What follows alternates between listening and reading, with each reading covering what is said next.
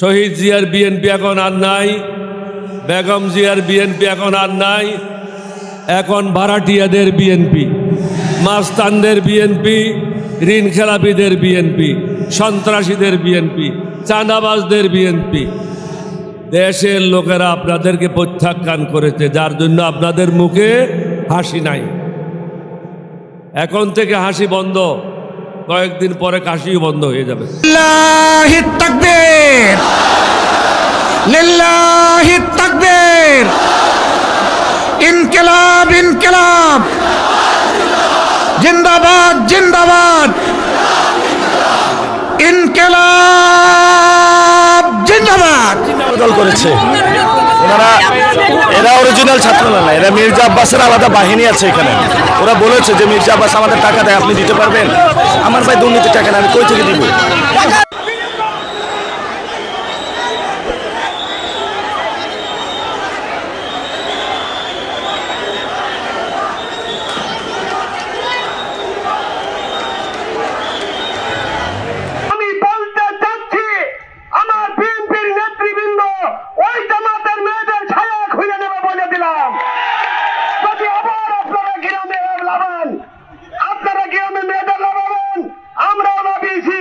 আমাদের মেয়েরা কোনো সময় কোনো আজে বাজে কথা বলে না।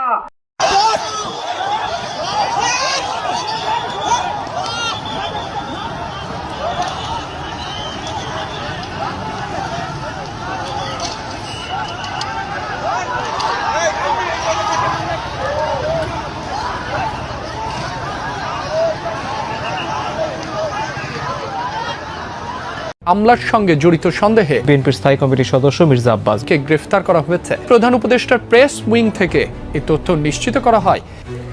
দর্শক, এনসিপি প্রার্থী নাসিরউদ্দিন পাটোয়ারির নির্বাচনী প্রচারণায় বাধা দেওয়ার অভিযোগ উঠেছে। আমরা আরো খবর জানবো, আমাদের সঙ্গে যুক্ত হচ্ছেন সহকর্মী আহমেদ সোহাগ। সাথে আপনি জানেন যে এনসিপির নাসিরউদ্দিন পাটোয়ারি সে নির্বাচনী প্রচারণা করতে গেলে তখন তার উপরে এই আসনের প্রার্থী মির্জা আব্বাস সে হামলা করে, এবং যেই কারণে কিন্তু এই বিএনপির মির্জা আব্বাসকে গ্রেফতার করা হয়েছে। এবং ইতিমধ্যে এখানে কিন্তু দেখতে পাচ্ছেন যে ব্যাপক পরিমাণে প্রশাসনের লোক নিয়োজিত রাখা হয়েছে। 27 জানুয়ারি সকালে হাবিবুল্লাহ বাহার বিশ্ববিদ্যালয় কলেজে গিয়ে হেনস্থার শিকার হয়েছেন ঢাকা 8 আসনে 11 দলীয় জোটের প্রার্থী এনসিপি নেতা নাসিরউদ্দিন পাটোয়ারি। তোপের মুখে পড়েছে ঢাকা 8 আসনের সংসদ সদস্য পদপ্রার্থী ও জাতীয় নাগরিক পার্টি এনসিপির মুখ্য সমন্বয়ক নাসিরউদ্দিন পাটোয়ারি। তার উপর ডিম ছুঁড়ে মারা সহ হামলার অভিযোগ উঠেছে। ঢাকা 8 আসনের প্রার্থী ও এনসিপির মুখ্য সমন্বয়ক নাসিরউদ্দিন পাটোয়ারির উপর হামলার অভিযোগ উঠেছে। তারা আমাদেরকে এখানে অনেক সন্ত্রাসী নিয়ে অ্যাটাক করেছে। তারা আমাকে বলেছে যে আমাদেরকে মির্জা আব্বাস টাকা দেয়। আমি বললাম আমার কাছে টাকা নেই, আমি কিভাবে দিব? গুন্ডা চাঁদাবাজ মির্জা আব্বাসের গৃহপালিত ছাত্রদল ঢাকা 8-এর এরা আজকে হামলা করেছে নাসিরউদ্দিন পাটোয়ারির উপরে। বিএনপির মির্জা আব্বাসের লোক, ছাত্রদলের লোক আমাদের উপর অতর্কিত হামলা চালিয়েছে। তারা ইট পাটকেল নিয়ে এই যে আমাদের একজন রাসেলকে মাথা ফাটিয়ে ফেলেছে। আমরা এই বিএনপির সন্ত্রাসীদের কর্তৃক আক্রান্ত। তারা আমাদের উপর হামলা করেছে, অতর্কিত হামলা চালিয়েছে। সারা মাঠে বিএনপির সন্ত্রাসীরা, পুলিশ ফোর্স থাকা সত্ত্বেও বিএনপির সন্ত্রাসীরা আমাদের গ্রুপে ইট পাটকেল লাঠিপেটা নিয়ে পূর্ব পরিকল্পিতভাবে আমাদের উপর হামলা চালিয়েছে।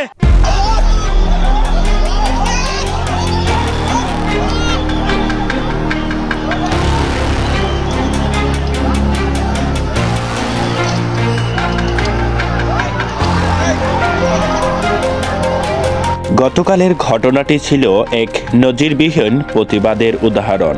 রাজধানীর হাবিবুল্লাহ বাহার কলেজের সামনের রাস্তা তখন সাধারণ কোনো পথ ছিল না, বরং তা পরিণত হয়েছিল এক বারুদের স্তূপে। বাতাসে ছিল তীব্র উত্তাপ, আর সেই উত্তাপ সূর্যের নয়, ছিল হাজারো মানুষের ক্ষোভের। সবার দৃষ্টি ছিল একজনের উপর, তিনি হচ্ছেন নাসিরউদ্দিন পাটোয়ারি। সবার চোখ আটকে ছিল তার পরনের পাঞ্জাবির দিকে। ধবধবে সাদা পাঞ্জাবি নয়, বরং তার গায়ে জড়ানো ছিল সেই একই পাঞ্জাবি যাতে কিছুক্ষণ আগে ডিম ছুঁড়ে মারা হয়েছিল। সাধারণ রাজনীতির মাঠে এমন কিছু ঘটনার পর নেতারা নিজেদেরকে আড়াল করেন। পোশাক বদল করে পরিপাটি হয়ে ক্যামেরার সামনে আসেন। কিন্তু নাসিরউদ্দিন পাটোয়ারির ঘটনাটি ঠিক উল্টোটা ঘটল।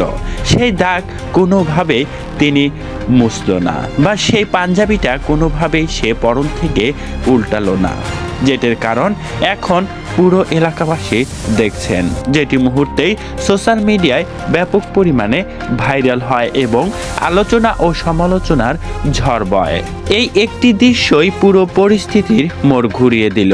মুহূর্তের মধ্যে তার পাঞ্জাবির হলুদ দাগগুলো যেন সিসিক ময়লা নন, বরং প্রতিবাদের এক জ্বলন্ত পোস্টারে পরিণত হলো।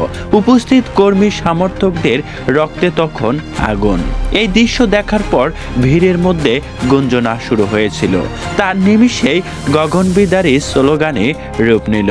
এভাবেই শুরু হলো এক প্রতিবাদী যাত্রা, যা ঢাকার রাজপথকেও কাঁপিয়ে দেওয়ার জন্য প্রস্তুত ছিল। হাবিবুল্লাহ বাহার কলেজের সামনে জড়ো হওয়া এক জনসমুদ্র তখন আক্ষরিক অর্থেই ফুঁসছিল। ডিম নিক্ষেপ করার ঘটনাটি কেবল একজন ব্যক্তির উপর হামলা নয়, বরং পুরো দলের সম্মানের উপর আঘাত হেনেছিল। তা বুঝতে বাকি ছিল না কারোর। কর্মীরা একে একে দেখছিল সরাসরি চ্যালেঞ্জ হিসেবে। মিছিল শুরু হওয়ার আগ মুহূর্তে সেখানে ছিল থমথমে পরিবেশ, তা যে কোনো সময় বিস্ফোরণের আকার নিতে পারত। হাজার হাজার মানুষের একই জায়গায় জমায়েত ছিল। এটা ছিল না কোনো পূর্ব ঘোষিত কর্মসূচি, এটা ছিল সাধারণ।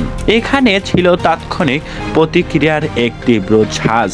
এনসিপি এবং ঐক্যবদ্ধ বাংলাদেশ জোটের কর্মীরা যখন একের পর এক মানুষ এসে রাজপথে নামতে শুরু করলো, ঠিক তখন যেন পুলিশ, সরাইন বা ট্রাফিকের হট্টগোল ছাপিয়ে কেবল একটাই আওয়াজ, প্রতিশোধ এবং বিচারের দাবি। মিছিল যখন ধীরে ধীরে নড়তে শুরু করলো, তখন মনে হলো এক বিশাল মানব সমুদ্র ঢাকার বুকে আশ্রে পড়েছেন। সামনে সেই দাগযুক্ত পাঞ্জাবি পরে হাসছেন নাসিরউদ্দিন পাটোয়ারি, আর পেছনে হাজারো মানুষের ঢল। এই দৃশ্য পথচারীদেরকেও থামিয়ে দিতে বাধ্য করেছেন। সবাই বুঝতে পারছিল আজ বড় কিছু ঘটতে চলেছে রাজনৈতিক অঙ্গনে।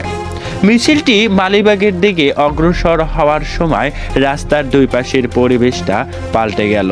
যান চলাচল পুরোপুরি বন্ধ হয়ে গেল, কিন্তু অদ্ভুতভাবে কেউ হর্ন বাজাচ্ছিল না। সবাই অবাক হয়ে দেখছিল এই বিশাল বহরকে। মিছিলের গতি ছিল দ্রুত কিন্তু সুশৃঙ্খল। সাধারণত এত বড় মিছিলে বিশৃঙ্খলা দেখা দেয়, কিন্তু এদিকে কর্মীদের চোখে মুখে ছিল এক অদ্ভুত জেদ। তারা জনতার তারায় কোথা যাচ্ছে, কেন যাচ্ছে।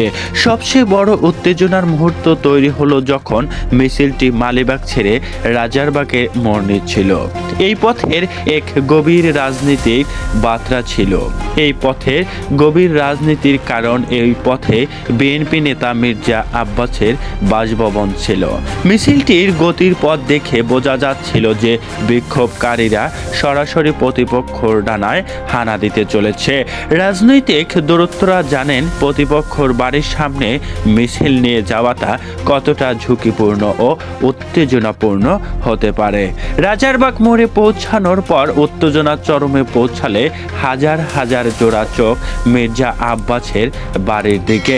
স্লোগানের ভাষা উঠল আরো আক্রমণাত্মক হয়ে। বিক্ষোভকারীরা যেন সরাসরি জানিয়ে দিল তারা কাউকে ভয় পায় না। ডিম ছুঁড়ে মেরে তাদের নেতার গতি থামানো যাবে না। মির্জা আব্বাসের বাসভবনের সামনে দিয়ে যাওয়ার সময় মিছিলের গতি ধীর হলেও আওয়াজটা আরো দ্বিগুণ সুরে চলতে থাকে। আইন শৃঙ্খলা রক্ষাকারী বাহিনীদের সদস্যদের মধ্যে তখন ছিল এক অদ্ভুত আচরণ। তারা জানতো যে এই সময় যদি কোনো হট্টগোল ঘটে, একটি সামান্য ভুলও নড়িয়ে দিতে পারে গোটা শহরটাকে। মুহূর্তের মধ্যেই রণক্ষেত্র ঘটতে পারে এই আব্বাসের বাড়ির সামনে। বিক্ষোভকারীরা এই অবস্থান ছিল অত্যন্ত কৌশলগত। তারা যে কোনো সময় সরাসরি ভাঙচুর করতে পারত, নিতে পারত সেই শোধ, কিন্তু এটা কোনোভাবেই তারা করেনি। তারা সম্মান জানিয়েছেন। হাজার হাজার মানুষ যখন কারোর বাড়ির সামনে দাঁড়িয়ে বিচারের দাবির এবং ধিক্কার জানায়, তখন যে কারোর শরীরের আঘাতের চেয়ে বেশি মানবিক চাপ সৃষ্টি করে। পুরো রাজারবাগ এলাকায় কার্যরত অচল হয়ে পড়েছিল। সাধারণ মানুষ ভয়ে দোকানপাট বন্ধ করে দিচ্ছিল। আকাশ বাতাস ভারী আর স্লোগানের প্রতিধ্বনি মিলে এক শ্বাসরুদ্ধকর পরিস্থিতি সৃষ্টি হয়েছিল। রাজারবাগ মোড়ে পার হয়ে মিছিলটি ফকিরপুরের দিকে এগোলো। তখন উত্তেজনা কমেনি, বরং মিছিলের আকার আরো বড় হয়ে গিয়েছিল। প্রিয় দর্শক, জানতে চাই আপনার মূল্যবান মতামত। বিস্তারিত ঘটনাকে কেন্দ্র করে মির্জা আব্বাসকে ঘিরে আপনার কিছু বলার থাকলে তা অবশ্যই কমেন্ট করে লিখে জানান। পরবর্তী সকল আপডেট ভিডিও পেতে অবশ্যই আমাদের এই চ্যানেলটি সাবস্ক্রাইব করে আমাদের সাথেই থাকবেন। আল্লাহ হাফেজ।